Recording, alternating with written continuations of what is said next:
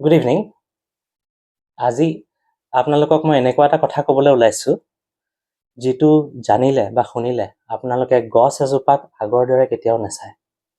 আৰু এইটো মানুহে যিটো নৰ্মেলি কৈ থাকে গছৰ কথা তাতকৈ বহুত মানে বেলেগ। কাৰণ মই ফিজিক্স আৰু কেমেষ্ট্ৰি পইণ্ট অফ ভিউৰ পৰা কিছুমান কথা ক'বলৈ ওলাইছোঁ। গছ এজোপাৰ যিটো মাছ বা ভৰ, যিটো আমি ভৰ বুলি কওঁ অসমীয়াত, বা মেটাৰখিনি ক'ৰ পৰা আহে? ছইলৰ পৰা বা মাটিৰ পৰা, পানীৰ পৰা, নে অন্য ক'ৰবাৰ পৰা? তাৰ উত্তৰটো যদি আপুনি বিচাৰিবলৈ চেষ্টা কৰে নহয়, আপুনি চক খাই যাব। ভেন হেলমন বুলি এজন চাইণ্টিষ্ট আছিলে।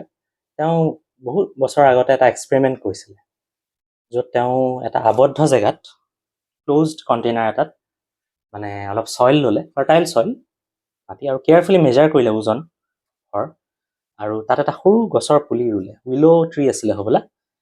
এটা সৰু গছৰ পুলি ৰুলে আৰু 5 বছৰ তেওঁ ৰখিলে গছজোপা ডাঙৰ হ'বলৈ।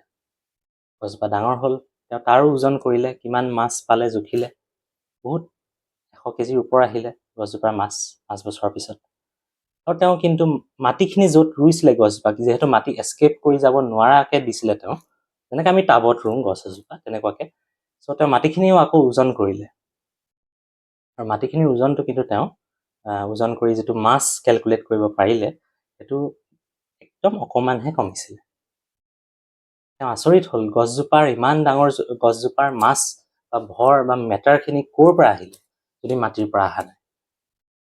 তেওঁ কনক্লুড কৰিলে যে আমি যে পানী দি থাকোঁ গছত ডাঙৰ হ'বলৈ, সেই পানীৰ পৰাই হয়তো আহিল। কিন্তু সেইটো কনক্লুজনো ৰং আছিলে, কাৰণ পানীত মষ্টলি হাইড্ৰজেন আৰু অক্সিজেন থাকে। অক্সিজেনটো গছে এৰি দিয়ে ফটোচিনথেচিছত, হয় অলপ লয় ৰেছপিৰেশ্যনত, কিন্তু মষ্টলি এৰি দিয়ে।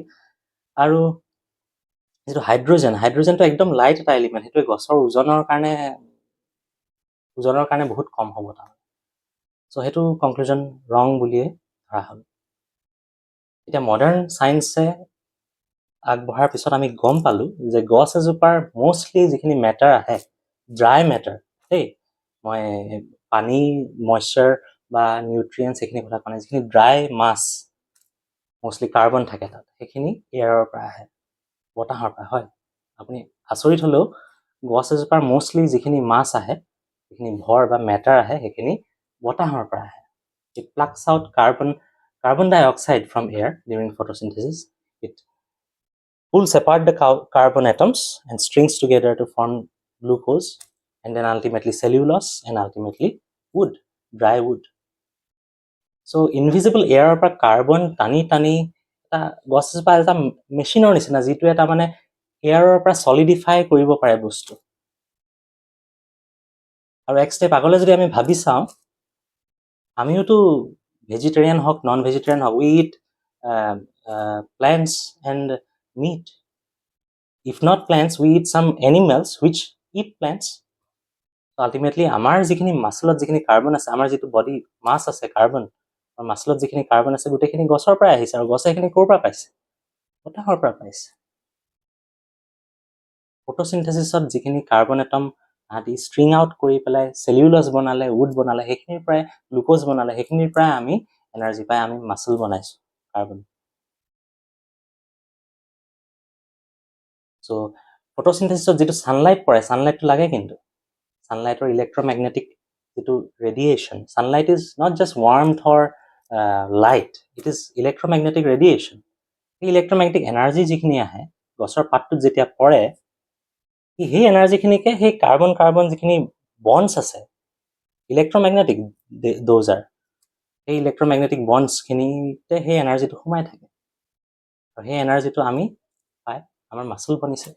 চ' we come from air mostly, এটমছফিয়াৰ।